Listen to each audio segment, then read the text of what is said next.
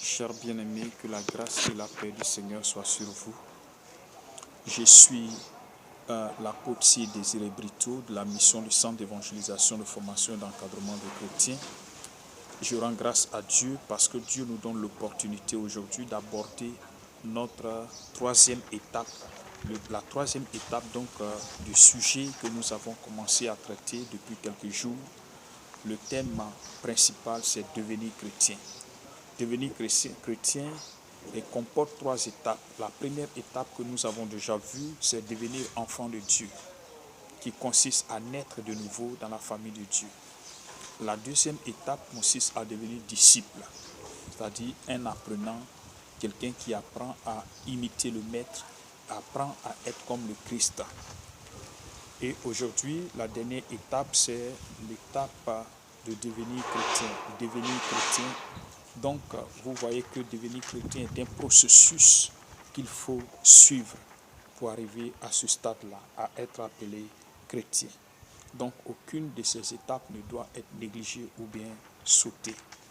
Donc, nous allons commencer avec l'évangile de Luc, chapitre 6, verset 40, que nous allons lire dans deux versions différentes, Louis II et Parole de vie. Je lis Luc chapitre 6, verset 40. Luc 6, verset 40. Je lis. Il dit, le disciple n'est pas plus grand que le maître, mais tout disciple accompli sera comme son maître. Le disciple n'est pas plus que son maître, plus grand que son maître, mais tout disciple accompli est comme son maître. Dans la version Parole de vie, que je lis, il est dit ceci. Le disciple n'est pas plus savant que son maître, mais tous les disciples bien formés seront comme leur maître. Il n'y a pas de disciple qui ait plus d'expérience que son maître. Le disciple n'est pas plus savant, plus expérimenté, n'a pas plus de connaissances que son maître. Mais tout disciple bien formé, tout disciple accompli, tout disciple fait sera comme son maître. Amen. Que le Seigneur soit béni. Donc, Jésus voulait dire tout simplement que cette deuxième étape qui est d'être disciple, il nous faut progresser pour être comme lui. Nous ne serons jamais plus grands que lui. Mais si nous sommes accomplis, nous serons comme lui. À son image, des chrétiens, des petits Christ, des disciples qui ont progressé pour être à l'image du Christ, qui font comme lui. Jean chapitre 14, verset 12 qui dit, en vérité, je vous le dis, celui qui croit en moi fera lui aussi les œuvres que je fais. Amen. Fera lui aussi les œuvres que je fais. Alors, qu'est-ce qu'un disciple accompli? Qu'est-ce qu'un disciple accompli? Un disciple accompli est un croyant fidèle qui a acquis de la maturité en apprenant auprès de son leader à imiter le Christ et qui est désormais capable d'assumer des responsabilités, de prendre des initiatives selon la direction du Seigneur et qui, en l'absence de son maître ou leader, accomplit consciencieusement et bien ses tâches. Un disciple accompli, c'est un croyant en qui Christ est formé et pleinement présent. Galates 4, 19, que nous allons lire. Galates 4, 19. On va lire cela rapidement. Galates chapitre 4, verset 19, il dit ceci. Mes enfants, pour que j'éprouve de nouveau les douleurs de l'enfantement, jusqu'à ce que Christ soit formé en vous. Amen.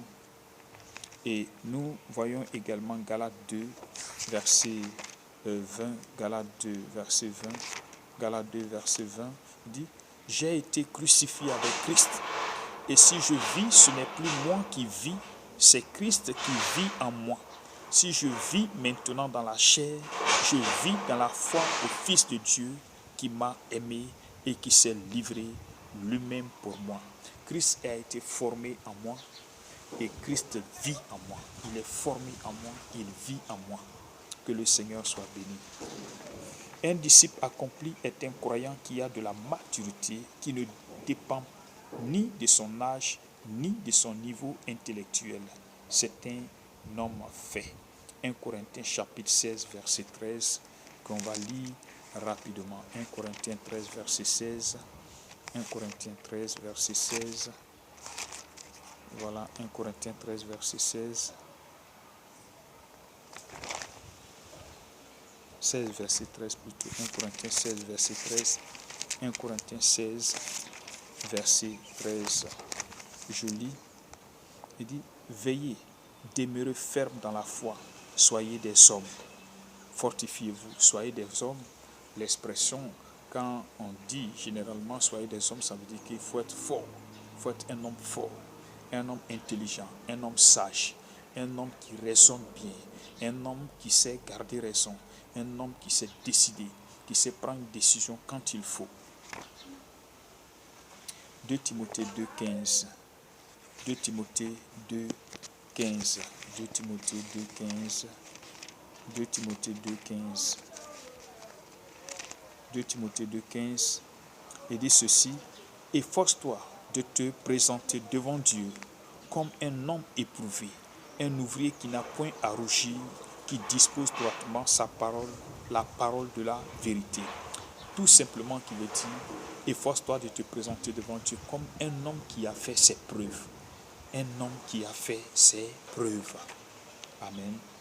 Et dans 2 Timothée chapitre 3, verset 17, il dit ceci, afin que l'homme de Dieu soit accompli. Vous pouvez ajouter le verset 16 que je lis. Toute écriture est inspirée de Dieu et utile pour enseigner, pour convaincre, pour corriger, pour instruire dans la justice, afin que l'homme de Dieu soit accompli et propre à toute bonne œuvre. L'homme de Dieu soit accompli. Il est formé, il est préparé pour qu'il soit adapté à faire ce qui est bon. Gloire à Dieu. Un disciple accompli est rempli du Saint-Esprit et de la puissance de Dieu, humble, soumis et obéissant. Actes chapitre 1, verset 8. Vous recevrez une puissance, celle du Saint-Esprit, survenant sur vous et vous serez mes témoins. Romains 8, verset 9, qui dit, celui qui n'a pas l'Esprit de Dieu ne lui appartient pas. Donc c'est un croyant fidèle. Un disciple accompli est un croyant fidèle qui est capable de mettre en pratique ce qu'il a appris. Vous pouvez lire 2 Timothée 3, verset 16 à 17 et 2 Timothée chapitre 2, verset 2, que nous allons lire aussi. 2 Timothée 2, chapitre 2, verset 2. Il dit, et ce que tu as entendu de moi, en présence de beaucoup de témoins, confie-le à des hommes fidèles qui soient capables de l'enseigner aussi à d'autres. Amen. Donc, un disciple accompli sera bien formé pour mettre en pratique ce qu'il a appris. Il faut qu'il soit en mesure de mettre en pratique ce qu'il a appris. Gloire à Dieu. Un disciple accompli est un imitateur du Christ, c'est-à-dire fait comme le Christ. 1 Corinthiens 11, verset 1, où Paul dit, soyez mes imitateurs comme je le suis moi-même de Christ. Soyez mes imitateurs comme je le suis moi-même de Christ. Il demande aux Corinthiens, il demande aux croyants de l'imiter, de faire comme lui. Parce que lui, ce qu'il fait là, il a appris ça de Christ et il fait comme le Christ. Il est imitateur de Christ. Il fait comme le Christ. Il est l'image de Christ. Alors que eux aussi, ils puissent être ses imitateurs. Dans 2 Thessaloniciens 3, versets 7 et 9, il dit, vous savez vous-même comment il faut nous imiter, car nous n'avons pas vécu parmi vous dans le désordre, mais nous avons voulu vous donner en nous-mêmes un modèle à imiter. Nous avons voulu vous donner en nous-mêmes un modèle à imiter. Il voulait dire quoi? Amener les chrétiens de Corinthe ou les croyants en général à faire comme lui. Il veut être un modèle à imiter pour eux, qu'ils puissent arriver à faire comme lui. Un disciple accompli est un imitateur du Christ Jésus. C'est de là que vient l'appellation de chrétien qui fait comme Christ. Quelqu'un qui fait comme Christ, pas besoin d'aller chercher Christ ailleurs. Il est là où il est imité, là où on fait comme lui, parce que présent en chaque croyant, chaque disciple accompli. Présent en chaque disciple accompli, parce que Christ est formé en nous, Christ est présent en nous. Et on peut voir cela dans Actes chapitre 11, verset 26. Acte 11, verset 26, il dit, à partir du verset 25, on lit, Barnabas se rendit ensuite à Tarse pour chercher Saul. Et l'ayant trouvé, il l'amena à Antioche. Pendant toute une année, ils se réunirent aux assemblées de l'Église et ils enseignaient beaucoup de personnes. Ce fut à Antioche que, pour la première fois, les disciples furent appelés chrétiens. Les disciples furent appelés chrétiens. En ce moment, l'étape du disciple est finie. Maintenant, ils sont des chrétiens, des imitateurs de Christ, des gens qui sont à l'image du Christ, qui font comme le Christ. C'est-à-dire, à les voir, c'est comme si c'est Christ lui-même qui est présent. Des hommes faits, des hommes matures, des hommes qui sont à la stature du Christ, des hommes qui de valeur, des hommes qui font leur preuve. Donc, ils sont arrivés à ce stade-là, au stade de la maturité, au stade vraiment où ils sont à l'image du Christ. Ils sont donc appelés chrétiens. Que le Seigneur soit béni. Gloire à Dieu. Alors, juste une question. Alors, de ces trois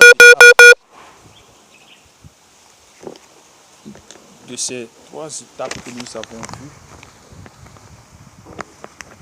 excusez-moi, je suis un peu déchargé. De ces trois étapes que nous avons vues, la première qui consiste à naître de nouveau, à devenir enfant de Dieu, à naître de nouveau, à devenir enfant de Dieu. La seconde qui consiste à devenir disciple, un apprenant, quelqu'un qui se fait former, qui est en train d'apprendre théoriquement et pratiquement à devenir comme le Christ, à être imitateur de Christ. Ou quelqu'un qui est devenu chrétien, un homme fait, quelqu'un qui a fait ses preuves, un homme mature, quelqu'un qui est responsable, qui peut prendre en charge, qui peut encadrer d'autres personnes. À quel niveau êtes-vous? La première, je répète, qui consiste à naître de nouveau, à être enfant de Dieu. Vous êtes né de nouveau, c'est vrai. Est-ce que vous êtes toujours au stade de bébé spirituel? Le deuxième niveau, est-ce que vous êtes au niveau du disciple, quelqu'un qui est toujours en train d'apprendre, mais qui n'évolue pas, qui reste là, il veut toujours apprendre, il veut toujours se former, il veut toujours rester à l'école auprès de quelqu'un pour apprendre. Il ne veut pas prendre des initiatives, il ne progresse pas pour prendre des initiatives, pour s'occuper aussi d'autres personnes. Ou alors, vous êtes à la troisième étape, où vous êtes vraiment devenu un chrétien, une chrétienne mature, une chrétienne responsable, une chrétienne qui sait ce qu'elle veut, qui prie, qui n'a pas besoin qu'on lui dise lève-toi, il faut prier, il faut méditer, il faut aller évangéliser, il faut faire ceci, mais qui voit en sa vie la responsabilité de faire des choses à la gloire de Dieu, qui agit avec beaucoup de conscience, bonne conscience. Que le Seigneur soit béni. On va terminer avec 1 Pierre 2, verset 21. 1 Pierre 2, verset 21. 1 Pierre 2, verset 21.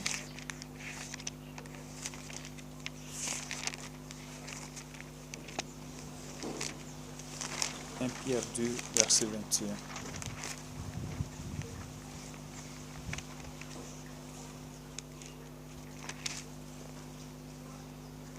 Il dit ceci.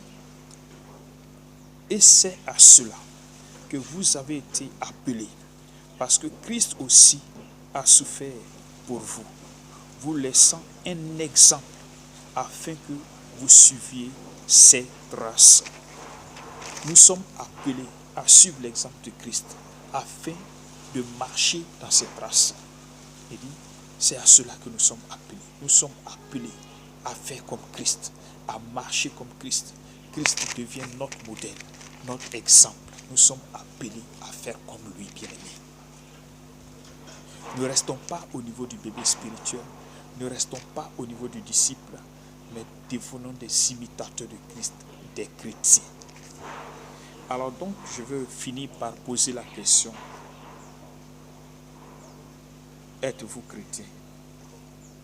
Si vous êtes chrétien, alors je rends gloire à Dieu. Si vous n'êtes pas chrétien, donc cherchez à devenir chrétien.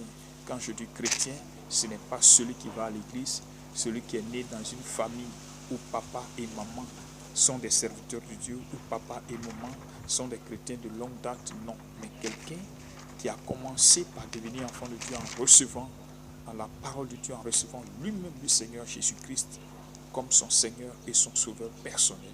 Ensuite, il passe à l'étape d'apprenti, à imiter. Il apprend à imiter, à faire comme. Et plus tard, il devient lui-même un homme mature, un homme d'expérience et qui fait comme le Christ. Amen. Est-ce que vous êtes chrétien? Les trois étapes sont donc réunies. Et chers bien-aimés, que la grâce et la paix du Seigneur soient sur vous. Vous pouvez nous contacter donc au 225 77 29 11 32. 225 77 29 11 32, qui est aussi un numéro WhatsApp. Vous pouvez nous contacter également au 225 44 06 95 27. 44 06 95 27. Je dis 225 77 29 11 32. WhatsApp 44 06 95 27, également WhatsApp, et le 225 42 90 01 58. Tous ces numéros sont les contacts directs de votre serviteur, l'apôtre Sir Désiré Brito, de la mission du centre d'évangélisation, de formation et d'encadrement de chrétiens, basé dans le district d'Abidjan à Niamey, dans le district d'Abidjan à Niamey, en République de Côte d'Ivoire. Donc nous avons un email mission.cefec, C-E-F-E-C, mission, M-I-2-S-I-O-N.cefec, C-E-F-E-C en minuscule, @gmail.com. Ou la seconde adresse à laquelle vous pouvez nous écrire également, apôtre Sir Désiré, Désiré sans accent, Sir c'est C-Y-R, Sir c'est C-Y-R, apôtre, vous écrivez A-P, A-P, A-P, collé avec le Sir, C-Y-R, Désiré sans accent, point Brito 2020@gmail.com.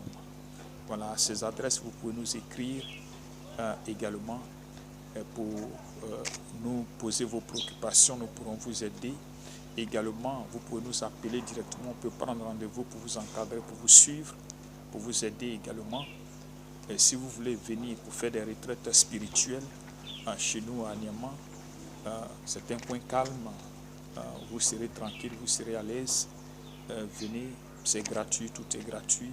Vous venez, vous faites votre retraite spirituelle, on vous enseigne, on prie avec vous et vous pouvez rentrer tranquillement après donc votre séjour. Que le Seigneur vous bénisse. Aussi, nous vous encourageons donc à aimer notre page, à suivre ce que nous faisons, à apporter vos critiques, à apporter vos suggestions et aussi à partager ce que nous faisons pour édifier plusieurs. Que le Seigneur vous bénisse et que sa grâce soit sur vous. Soyez bénis encore au nom de Jésus. Nous allons prier donc. Père, je te rends grâce ce matin, Seigneur Dieu, pour ce temps de partage. Merci pour l'enseignement que nous venons d'achever sur devenir chrétien, Seigneur Dieu. Je prie que toute la gloire te revienne et l'élévation te revienne, Seigneur Dieu. Donne-nous, ô Jésus, de suivre tout le processus, Seigneur Dieu, de la première étape à la seconde étape, de la seconde étape à la dernière étape qui consiste, ô Seigneur Dieu, à devenir chrétien, homme mature, homme fait à la statue de Christ, ô Seigneur Dieu, homme qui a montré ses preuves, Seigneur Dieu. Éternel Tout-Puissant, qui a appris, qui a été fidèle et qui maintenant est capable, Seigneur Dieu, de mettre en pratique ce qu'il a appris. Comme tu l'as dit, vous êtes heureux si vous savez ces choses pour vous, que vous les mettiez en pratique, Seigneur Dieu. Que notre bonheur soit d'être chrétien, Seigneur Dieu. Notre bonheur, Éternel Tout-Puissant, ô Jésus, est d'être comme toi, Seigneur. Soit d'être comme toi, Seigneur Dieu. À toi donc l'élévation, la louange et la gloire ce matin. Mon Dieu, mon roi, Père, bénis tous ceux qui nous écoutent, tous ceux qui prennent plaisir, Seigneur Dieu, à ces programmes. Béni sois-tu au nom de Jésus. Amen. Que la grâce du Seigneur soit sur vous, peuple de Dieu. Amen.